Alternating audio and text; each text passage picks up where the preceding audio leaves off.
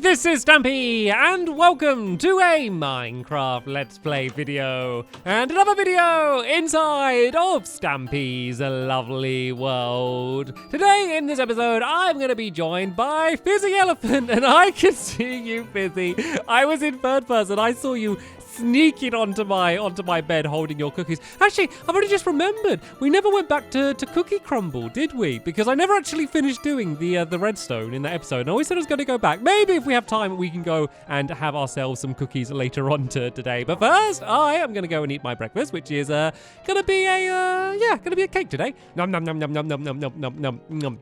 Very tasty. Barnaby, you can stand up and you can join me, and let's start things off by heading to the love garden, and then we are going to be continuing building my very big kind of Frostwalker themed game. I don't have a name for it yet. I might end up just calling it Frostwalker, which I know might be a boring name, seeing as that's, you know, it's just the name of the enchantment on the boot, but it's a really cool name.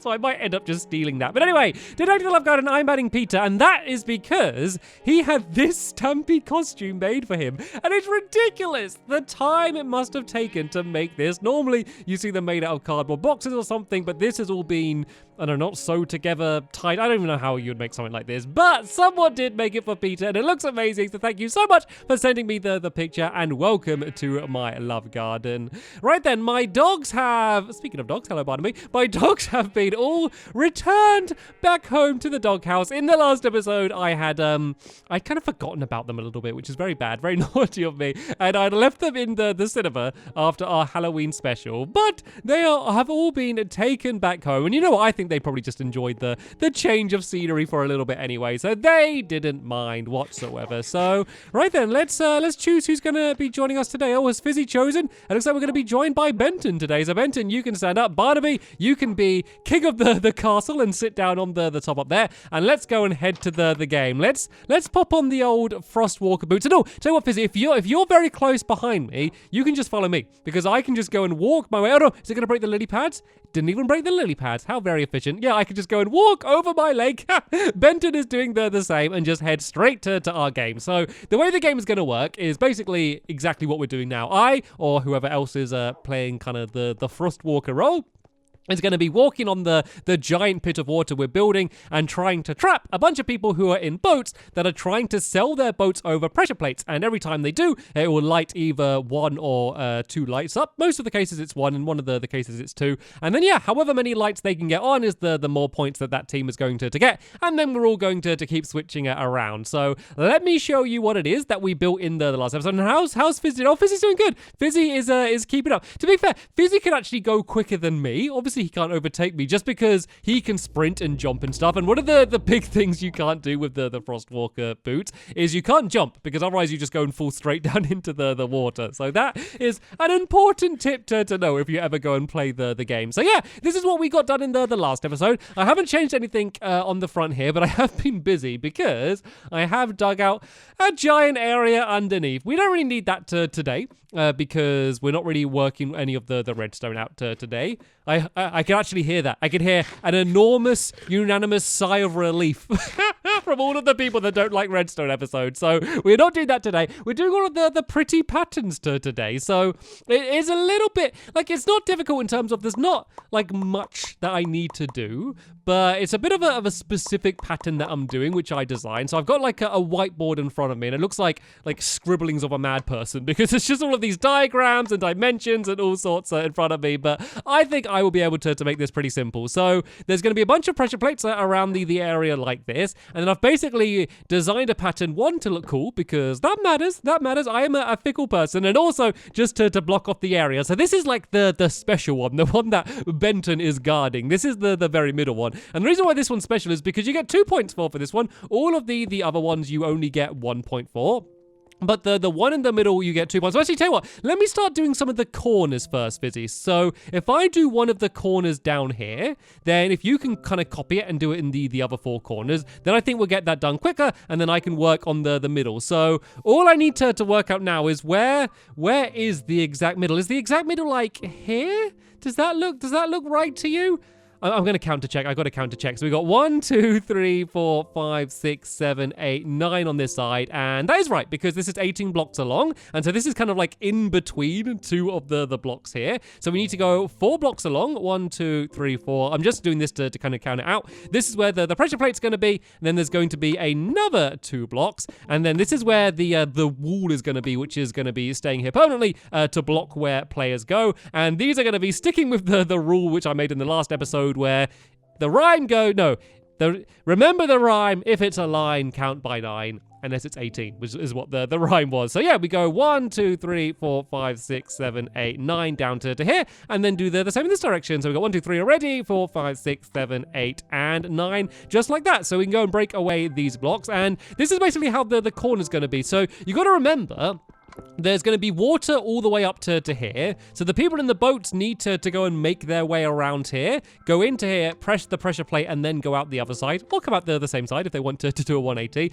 But the person with the Frostwalker boots, they're going to be walking over the water. So if someone's trying to get that pressure plate, they can literally walk right over the top here and just get them trapped. So basically, I've made it so it's going to be very difficult for the people in the boats. But remember, there's going to be 3 people in boats and only 1 person on the Frostwalker boots. So they really need to work together. So yeah, Fizzy, if you carry on doing what you're doing and do all of the corners, if you need to check mine over there to work out the dimensions, you can, just to make sure they're all the same. Yeah, but for me, I'm going to go and just carry on working up this area here. So yeah, there's going to be quite a lot of walls around this area here, just to make it extra tricky, basically, just to make this a really difficult place for someone to be able to get the middle one, because you do get 2 points for this one, because something that I didn't actually add is there's going to be a lamp over here, and I'm actually going to break away the sandstone underneath. It's just going to make it easier for me when I go to do the redstone to link all of this up. But yeah, there's going to be a lamp here, so that when you go over the pressure plate, that's going to set the lamp off. And tell you what, Fizzy, let me throw you some lamps, just so you can go and add these down as well on some of the other corners. And then on this part here, there's going to be 2 lamps. So let's once again go and break away this down here. And so basically, the way you're going to add it up is for every lamp that's on, you get a point. So seeing as there's going to be 2 points for this one here, we're going to have a lamp on this side here, and then a lamp down here on this side as well, just to mark that you get 2 points, because it's the super special middle one, which Benton is on. So Benton would have 2 points right now if this was a proper game. And then now, I'm going to go and work out kind of the outside area. So kind of like the way we did those diagonal lines there, we're going to be doing the same thing here. So they're going to start 11 blocks away from the middle pressure plate. So we got 1, 2, 3, 4, 5, 6, 7, 8, 9, 10, 11, and then it's going to start this one. So it's kind of like 11 blocks in between, I guess I should say. And then if I've done this right, these should be 10 blocks along. So sadly, we are breaking our our 9 rule. So let's go 1, 2, 3, 4, 5, 6, 7, 8, 9, 10, and then let's go and do the same on this side. So you can kind of see how it's all going to be broken apart, this big area. Now, it's not going to be all open like Sharky Shark or anything. Not Sharky Shark. Oh, is it Sharky Shark? It is Sharky Shark. Yeah, that's right. 1, 2, 3, 4, 5, 6, 7, 8, 9, 10. No, it's not. It's Pirate Plunder? Is that what it's called? What's that game called over there? Sharky Shark's the other one. There's a big game over there with loads of water. Is it Pirate Plunder? It might be Pirate Plunder. You probably know better than me. But yeah, that's just like a big open area of water. This isn't. This is all going to be broken up. And boats are much faster than running with the Frostwalker boots. But you kind of bang into things, and they're a little bit harder to control, which is why this is going to be a much bigger challenge. But anyway, let's do the same on the other side. And hopefully, if we've done it all right, it's going to look pretty cool. So we go 1, 2, 3... 4, 5, 6, 7, 8, 9, 10, 11, and then start building it here. And then these ones, just to do the same, we go 10 across. So 1, 2, 3, 4, 5, 6, 7, boop, 8, 9, 10. Does this line up? That's looking good. And then we can do the same going down here on this side. So 1, 2, 3, 4, 5, 6, 7, 8, 9, and 10. Does that line up? That is looking good if you ask me. So there's going to be more pressure plates in this area here. So there's going to be some pressure plates that are going to be down here as well. I guess 2 blocks away. Yep, I think that, actually, maybe let's do it a little bit further away because otherwise you're going to kind of get your boat trapped down here. So yeah, let's go 3 blocks away there and add that pressure plate down and do the same here. 1, 2, 3, and add this pressure plate down. And then we can go and add a lamp on this side as well because as you know, every single pressure plate, there's going to be a redstone lamp next to it so you can get points. So there's a lot of points you could get in the middle, but it's probably going to be the easiest place for you to get trapped because imagine you're trying to get the middle one, you have to kind of come in here and then you've got to go around and get there, or if you want to try and get these ones, like it's going to be really difficult for you to ride in a boat, like get this one and then go around and get that one and then go around and get this one without getting trapped by the person in the Frostwalker boots. So all right then, let me go and start adding in kind of some of the other little blockades that are going to be around the place. So there's going to be a gap of 3 blocks, 1, 2, 3, and then from here we're going to go 5 across. We go 1, 2, 3, 4, 5. That breaks up this area here. Let me run over here and do the same on this side. We go 1, 2, 3, and then 1, 2, 3, 4, 5. And this is just basically making it so you can't make your way around this middle bit too easily because it kind of makes like a big circle around the outside. And if this wasn't here, I think it would be too easy for the people in boats to make their way around. This just means you have to either go through like this little gap here or through this little gap on this side down here just to make it a little bit more difficult. And then we're going to do basically the same thing here on like these little diagonal areas here. So I'm going to leave this time a block of 2, and then I'm going to do 2 blocks like that there, just to kind of make it a bit more of a challenge. Actually, let's do it like that, and then break away that one there. Actually, I think I've done it a bit wonky. I think I should do it like that, just so it lines up. Yeah, with this lamp here, and then we got a gap of 2 there, and then a gap of 3 on that side there. So yeah, let's just go and do that the same on these sides around here. Once again, just to make things a little bit more challenging for the people with the boat. I know it seems like everything is against the people in the boats just to make it more difficult for them. And in a way, that kind of is the case. But just remember, there's going to be more people in boats. So even though the person with the Frostwalker boots can trap them, can walk over the blocks, you know, put ice everywhere, they get to go first, and, you know, all of the benefits seems to be in their favor. Remember, there's only going to be one of them, and there is going to be 3 people in the boat, so I think things kind of, like, add up to hopefully be balanced. But I have never tested this game, like, and I'm not going to properly test it until we have the proper tournament, which is always just, like, a fun way to do things. You know, rather than spending ages, like, completely designing every single little thing, it's kind of fun just to kind of go in, you know, not really knowing exactly what you're going to do, and just kind of play around. And we can do it so we have, I don't know, we can have it so we have different size teams, and we can just switch it around and do it how we want. So the other thing I'm going to do is I'm just going to go and add in a few more little blocks down here as well. Yeah, so it doesn't work quite as well, Fizzy, without the water in. That's the for even the boats or the person with the Frostwalker boots. Tell you what, Fizzy, shall we do an is it all? Have I done it all wonky? Is that what you're trying to? Is it all? I was thinking that it wasn't really. It wasn't really lining up quite right. It doesn't matter for now. It doesn't really matter because we're not going to fill the water in yet. But what I do want to do is I do want to go and walk up to the top of my little viewing hill up here and show what it looks like from above. So it's obviously all a little bit wonky. That's just the way I build sometimes. But I will go and straighten all that out. So it should only really be the middle bits because we did the outside areas separately. Well, Fizzy did the outside areas separately. I think they'll look better. So this is giving you a bit of a better idea of the style. Like, the way the game looks best is if you're kind of looking straight down at it, and it's going to look a lot better as well once we go and fill it all in with the water, but you can kind of see exactly how it's going to be. And then the only other thing to do, which I didn't really think about, is the pressure plates. I'm going to add redstone lamps underneath them. No real reason. Well, kind of 2 real reasons, actually. One reason is it's going to make it easier for when I do the redstone, just to see exactly where the pressure plates are. Otherwise, I wouldn't be able to know. And also, it just means that when you go over them, you know, it's going to light up immediately. Obviously, the light that, you know, we're going to kind of see properly is going to light up as well. But this just means, you know, when you go over it, you're going to know 100%, okay, I did set it off. There was a little bit of light that came out. And then I guess the only other thing that I might need to add in is maybe like a bit of glowstone, like in the ground, just to light the area up. Otherwise, we're only going to be able to play it in the daytime, which isn't too big of a problem, but I think it would look quite cool lit up anyway, so maybe I can kind of add in a little bit more of the design just to go and get it all working in that way. So yeah, I will go and do that, but what I really want to do now is kind of just give you an example of just how the game is going to work. Like, I've kind of explained it quite a lot over and over again, but I don't think you can really get a good idea unless we have a test to go. So Fizzy, we will have a break from building. Let's go over to here. Let's go by SS Stumpy, because there's quite like a nice enclosed area there. And yeah, take your boat with you, Fizzy, because we're going to do a challenge where we're going to see how long can you avoid me in your boat before I get you trapped? And I'll kind of give you an example of what I mean by getting them trapped, because basically you have to have them completely surrounded by ice. And then when playing the game, if that happens, then you just need to jump out your boat, break the boat, and then kind of just stand to the side, I guess, because you're out of the game. So that's the way it's going to work, but I haven't really given you a good test. So let's say if your challenge is to sail to the submarine and then back out in that direction without me trapping you. It's probably not going to happen, Fizzy, I'll be honest, because it's kind of 1v1. But we'll just see how this goes and just see how quickly I'll be able to trap you. If I can, maybe you will be able to outmaneuver me. Right, whenever you're ready, you go and set off. I'll start in about 5 seconds. 5, 4, 3, 2, 1, 5. Very quick settings. And all right, let's go and see if I can trap him. So you can see it. What I can do is basically create a wall of ice.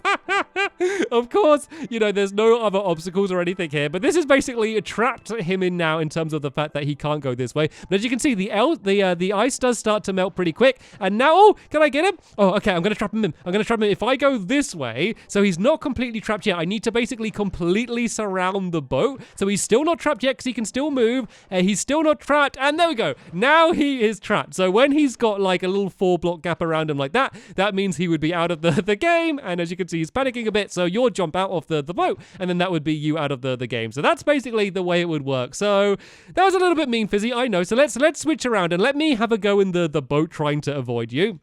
And you can do the fun part, and you can go after me with the Frostwalker boots. So let me throw them down there. Please don't fall in the water. There we go. They didn't fall in the water. Oh, no. We've thrown them down in the same place. See if you can grab the... Oh, I knew that was going to happen. Right, you throw down the boat, and let's do basically the same challenge, shall we? Where I need to go and touch the submarine. I don't...